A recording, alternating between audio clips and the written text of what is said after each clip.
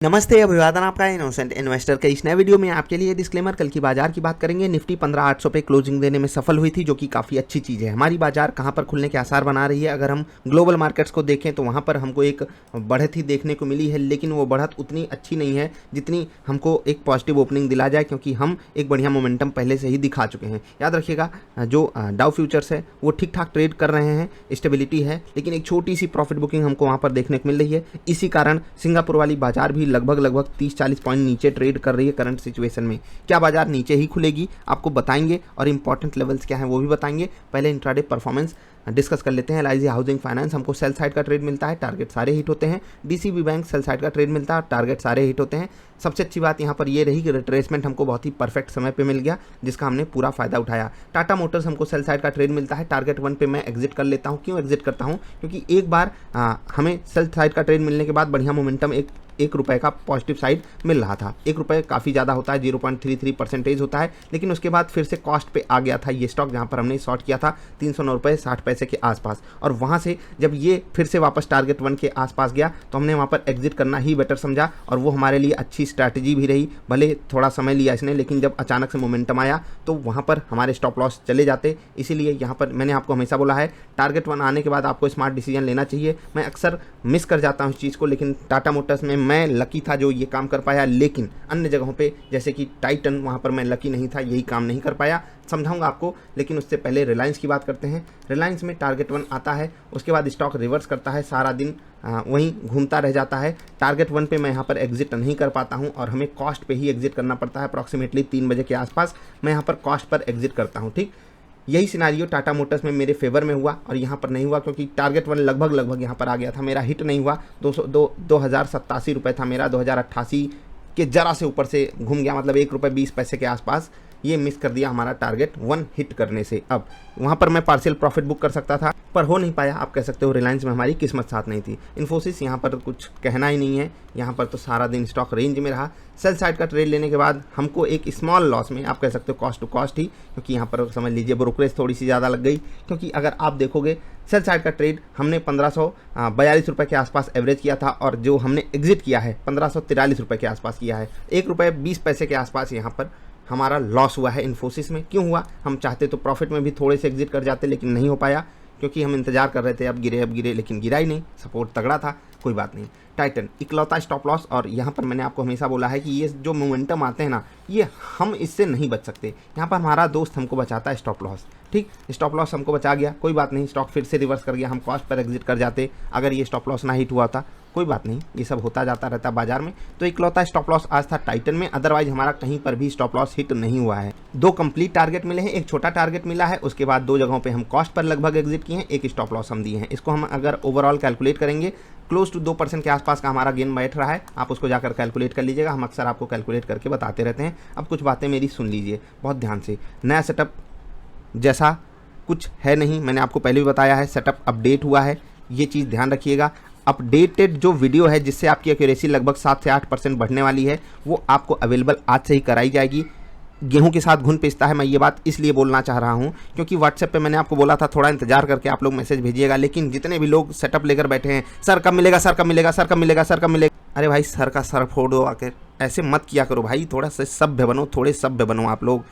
Patience नाम की जो चीज़ है ना, उसको अपने अंदर उतारिए, क्योंकि जिस तरीके से आप लोग व्हाट्सएप पे पिंग किए हो ना, मतलब एकदम एक बार के लिए लगता है कि आप सबको सामने बिठाएं और अच्छे से सुनाएं।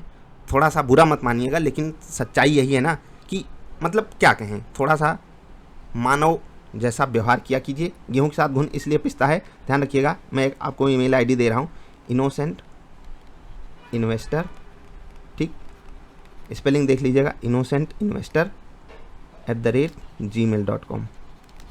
ठीक, यहाँ पर जो लोग ईमेल कर देंगे रात 1 बजे से पहले, उनको सुबह ट्रेड होने से पहले डिलीवरी मिल जाएगी, जो अपडेटेड वीडियो है, जहाँ पर आपसे कुछ बातें शेयर की गई हैं जिससे आपकी एक्यूरेसी बढ़ेगी। जिनको वीडियो नहीं मिल पाती है वो सेम सेटअप पे ही ट्रेड करेंगे। सेटअप में कोई चेंज नहीं हुआ है, अपडेट हुआ है सेटअप। मैं फिर से कह रहा हूँ, सेटअप चेंज नहीं हुआ है, सेटअप अपडेट हुआ है और अपडेट ही होगा आगे भी। तो जो लोग इस ईमेल आईडी पे रात 1 बजे से पहले ईमेल भेज देंगे, विथ प्रूफ भेज देंगे कि सर मैंने ये भेजा था, गेहूं के साथ घुन इसलिए पिस्ता क्योंकि इतने सारे लोग ऊपर नीचे मैसेज कर दिए कि उनको देखना बहुत मुश्किल हो रहा है, फिर वेरीफाई करना मुश्किल हो रहा है। तो आपको 2-3 चीज़ें शेयर करनी है। पहला, स्क्रीनशॉट जो आपको ईमेल पहले भेजा गया है सेटअप का, उसका स्क्रीनशॉट होना चाहिए। पहली चीज़ ये मस्ट है ईमेल में, इसको याद रखिएगा। अगर नहीं कोई करेगा फिर उसको नहीं भेजा जाएगा सेटअप, याद रखिएगा। इतना भी तो आपको समझना ही पड़ेगा ना। ईमेल में स्क्रीनशॉट किसका रखना है? जो आपको पहले ईमेल भेजा जा चुका है वो स्क्रीनशॉट रहेगा। दूसरा, जो आपने ट्रेड शेयर किए हैं उसका स्क्रीनशॉट रहेगा।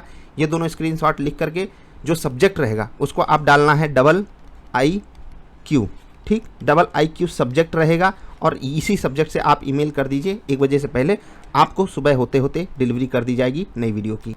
और अब सबसे इम्पॉर्टेंट बात, कल दोपहर में 11 बजे के आसपास प्राइस चेंज हो जाएगा वेबसाइट पर आई ट्रेडर का। तो जिनको कंसीडर करना है कर लेंगे, जिनको ज्वाइन करना है हमारे साथ ट्रेड करना है वो वेबसाइट के थ्रू ज्वाइन कर सकते हैं, या फिर हमारे किसी भी पार्टनर के साथ अकाउंट खोलोगे तो आपको आई ट्रेडर और I swinger free of cost provide किया जाएगा। ये था अपडेट। अब वापस चलते हैं, कल के विस्फोटक स्टॉक्स बताते हैं। हमारा टारगेट छोटा है लेकिन वो लॉन्ग रन में बहुत बड़ा हो जाएगा। कैसे? वो मैंने आपको हमेशा बार बार समझाया है, ज़रूर इस पर ध्यान रखिएगा। और आज जो मैंने थोड़ी सी आप लोगों के लिए कड़वी बात बोली उसको दिल पे मत लीजिएगा प्लीज़ प्लीज़। क्यों? क्योंकि भाई मैं कुछ भी हो, आपका भला चाहता हूँ ना चाहता हूँ, लेकिन मैं ये चाहता हूँ कि आप एक अच्छे इंसान बनो। और अच्छा इंसान वो होता है ना जिसके पास पेशेंस होता है। पेशेंस दिखाना चाहिए। अगर मैंने आपको बोला है कि आज तक इंतजार कर लीजिए, बार बार पिंग कब मिलेगा कब मिलेगा कब मिलेगा कब मिलेगा, ऐसे किया जाता है भाई। थोड़ा इंतजार का मज़ा लीजिए भाई साहब। बाकी आगे बढ़ते हैं। कल के विस्फोटक स्टॉक्स में इन्फोसिस, सेम सिनेरियो कल वाला, नज़र बनाकर रखिएगा ट्रेड सेटअप पे। विप्रो नज़र बनाकर रखिएगा ट्रेड सेटअप पे।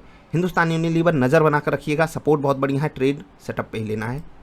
Mahindra and Mahindra reversal possible है, वॉल्यूम बढ़ सकता है और धूम धड़ाका हो सकता है। Axis bank breakout, swing breakout, same scenario ICICI bank में।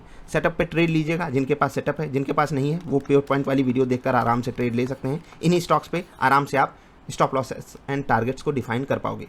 बाजार अभी 30-40 पॉइंट नीचे ट्रेड कर रही है, लेकिन अच्छी बात यह है कि जो अमेरिका की बाजार है पॉजिटिव ट्रेड कर रही थी, प्रॉफिट बुकिंग आई है, सपोर्ट ले रही है।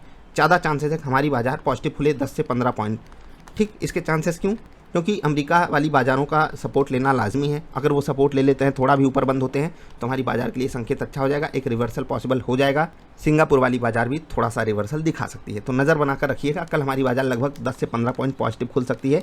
करंट मार्केट सिचुएशन में अगर हम देखें तो वो नेगेटिव ट्रेड कर रही है। मैं सिर्फ एक अनुमान लगा रहा हूँ, सुबह डेटा चेंज होता है, डायनेमिक है, तो थोड़ा सा आप नज़र बनाकर रख लीजिएगा। इंपॉर्टेंट लेवल्स नोट कीजिए, 15,825 बहुत ज़्यादा इंपॉर्टेंट लेवल है। ठीक है, 15,825 का, फिर 15,860, 15,890, इन तीनों लेवल्स पे ध्यान रखिएगा। अल्टीमेटली अगर बाजार कुछ बड़ा मोमेंटम लेने जा रही है 15,950, ये लेवल ध्यान रख लीजिएगा। नीचे गिरती हुई बाजार में कौन से लेवल्स पे फोकस करना है? 15,775, ठीक, ये लेवल इंपॉर्टेंट है, काफ़ी ज़्यादा इंपॉर्टेंट है। 15,730, 15,700, ठीक, इन लेवल्स पे ध्यान रखिएगा। बाजार पॉजिटिव ही खुल सकती है, तो नज़र बना कर रखिएगा। 0.6% का स्टॉप लॉस रखिएगा। ईमेल कहाँ करना है? innocentinvestor@gmail.com। इनोसेंट में II शुरुआत में है, ये मत भूल जाइएगा। सब्जेक्ट IQ डालना है, ये मत भूल जाइएगा। ईमेल में क्या क्या भेजना है वो मत भूल जाइएगा। स्क्रीनशॉट जो प्रीवियस आपको ईमेल भेजा गया है उसका होना चाहिए कि आपके पास पहले से सेटअप है या नहीं, आपने ट्रेड शेयर किया है उसका स्क्रीनशॉट, ये 2 चीज़ें मस्ट होनी चाहिए। आपको सुबह ट्रेड होने से पहले वीडियो मिल जाएगी, जिससे आपकी एक्यूरेसी थोड़ी सी बढ़ जाएगी। और थोड़ी ही एक्यूरेसी बढ़ती है, अचानक से कुछ नहीं हो जाता है, अचानक से चमत्कार नहीं होगा बाजार में। और अगर वीडियो में कही गई कोई भी बात आपको बुरी लग गई हो, दिल को ठेस पहुंचा हो, तो भाई साहब मैं माफ़ी तो मांग लूँगा, लेकिन आप बुरे इंसान बने रहोगे, इसीलिए मैं आपसे माफ़ी नहीं मांगना चाहता। आपको सिर्फ फिर से वार्निंग दे रहा हूँ, अच्छे इंसान बनने की कोशिश कीजिए। जो भी आपको सलाह दे रहा हो कम से कम उसकी बातों की गहराई को समझने की कोशिश किया कीजिए। अगर मैंने आपको कहा है सभ्य नागरिक बनिए, तो उसका ये मतलब नहीं कि मैं आपको चिढ़ाना चाहता हूँ, मैं आपको मॉक कर रहा हूँ, नहीं भाई। मैं आपको सिर्फ ये बता रहा हूँ कि ऐसे करने से आप अपना सम्मान खो जाते हो।